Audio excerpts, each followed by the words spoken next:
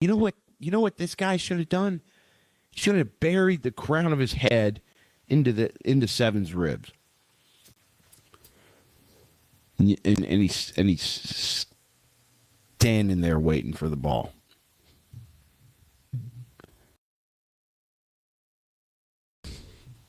Kalen DeBoer came in, modernized the locker room, had players talk about their feelings, and brought that Pacific Coast liberal Shangma and ruined the football program. He needs some MAGA boys in there and some from the trenches. No they, thems. Watch this clip. Seems weird seeing an Alabama linebacker get pushed around. I agree. What's this? I think that's a tight end, too, that did that. Yeah. Yeah, that's the sniffer.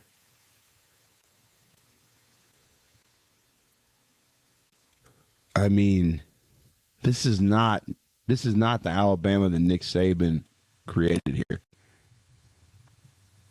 This is the play I was talking about. Look. That was a different one than I saw, actually. There was another. Jesus Christ. Look at this. And then he just falls down. Son. I'll tell you what, man. Cover of NCAA football. Say all you want. You know, and this kid, I will say, the last time that we really saw a game, an Alabama football game, where you see some kind of impact player, some semblance of a leader, somebody that stands out on the football field, it was Ryan Williams against Georgia last year in, I think it was September. Yeah, I think it was September.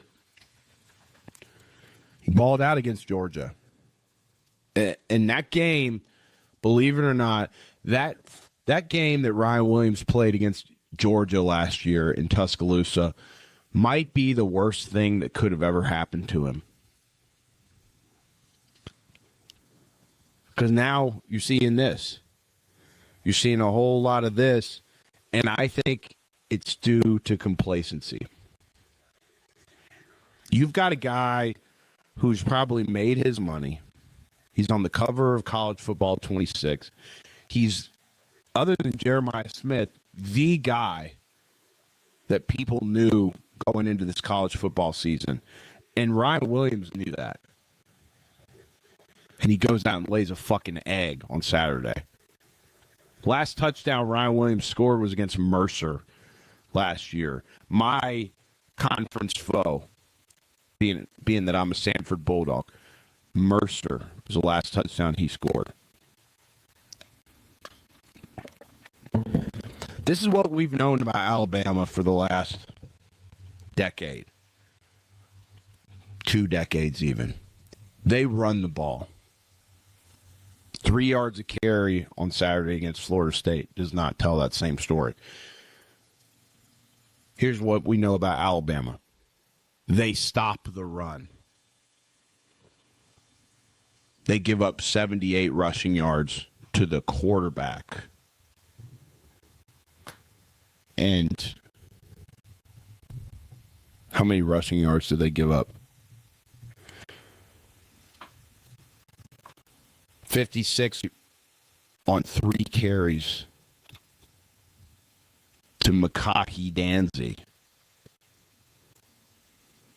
Look at this. We just had a freaking field day. One player had, let's tally this up. I mean, this is but Tommy Castellanos was the leading rusher for Florida State. 16 carries, 78 yards, 4.9 average, 1 touchdown. Makahi Danzy, number 19 for Florida State. 3 carries, 56 yards, 18.7 average, 1 touchdown. God damn, these kids' names. Usman, Chroma, 7 carries, 31 yards, 4.4 yards per carry. This is all Florida State players against Alabama. Gavin Sawchuk, 6 carries, 28 yards, 4.7 average, 1 touchdown. So that's 4 rushing touchdowns Alabama gave up. And then we got a kid named Keziah Holmes who scored a touchdown, 2 carries, 7 yards, 3.5 yard average. This is not the Alabama we know and love anymore.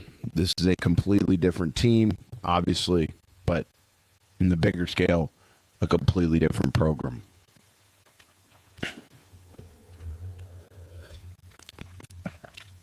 Every time I pick up this cup, it's like a goddamn reverberation throughout the sound waves coming through my microphone, isn't it?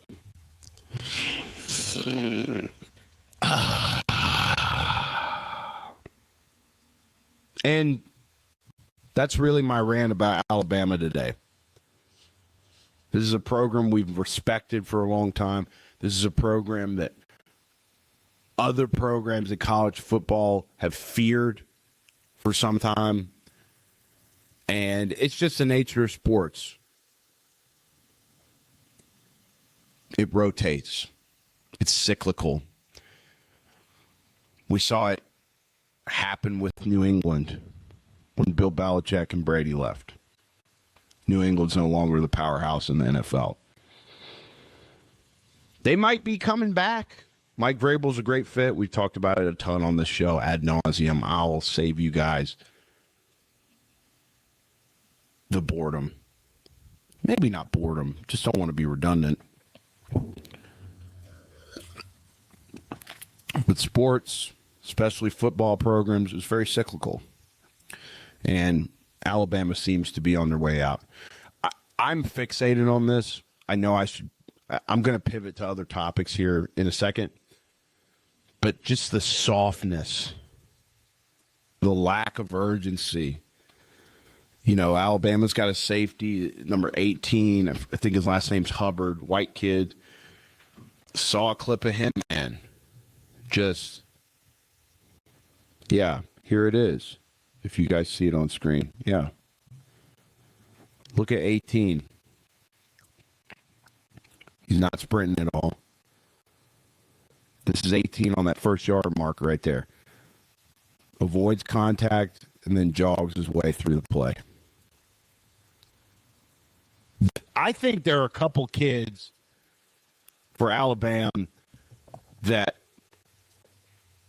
if Saban was still there, would have been kicked off the team based on effort. Think about it, bro. It's just really sad. I mean, it's a sentimental, nostalgic thing for me, having Alabama be one of the premier programs.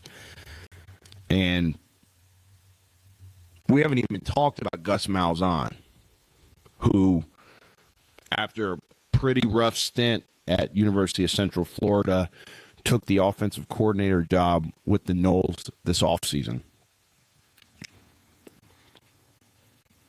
He knows Alabama.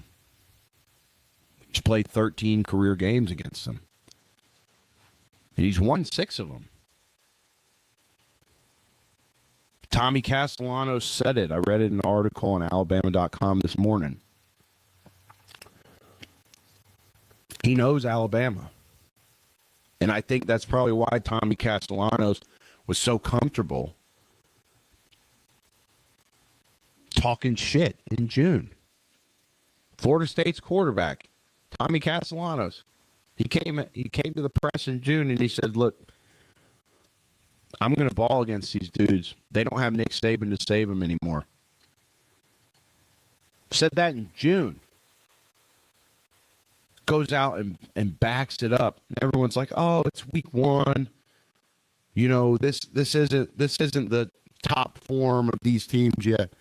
We're overreacting and all this stuff. Dude, you've been in camp.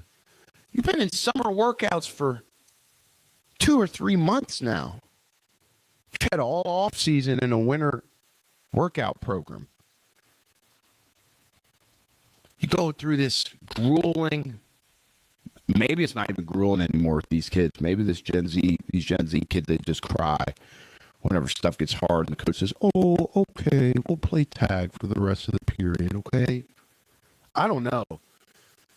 But when I was in camp with my team, you're chomping at the bit to take someone to the ground. You're chomping at the bit to not pull up when you see that there's a play to be made, but you know you don't want to hurt your teammate in camp. You're chomping at the bit. You know, you got to, let's say I'm playing Mike Backer in camp. It's late July. And I see an under route. Maybe I'm playing Will. Maybe I'm playing the weak side.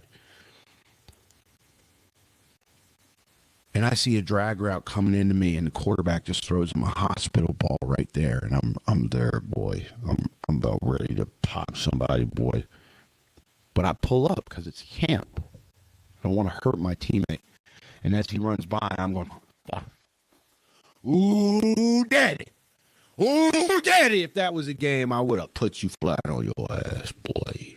Knocked that ball out, forced a turnover. So you have rep after rep after rep like that in camp. Bullshit, you ain't ready week one. You ought to be chomping. You ought to be chomping. What do we have off-season workouts for? If every team couldn't have off-season workouts and you just had to pick up and play week one, then maybe I'd understand. Then maybe I'd say, okay, these guys need a couple weeks to get unfurled, to get sorted out. But motherfucker, you had a whole winter off-season weight program where you're thinking about football. You had a summer workout period that's probably started in late June, early July, where you're grueling through the summer heat down in Alabama, lifting weights, thinking about how you're going to be ready for the season.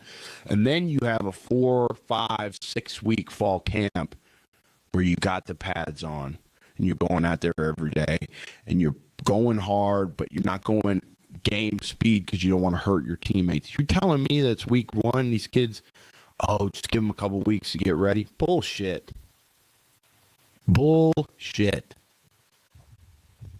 Bullshit, dude. So here's the bottom line. Kalen DeBoer, 14 games at Alabama, 4 losses to unranked opponents. Stack that up to the GOAT. Stack that up against Nick Saban. Nick Saban had 4 unranked losses in his entire time at Alabama. So the problem here for Alabama is Kalen DeBoer's buyout is $70 million.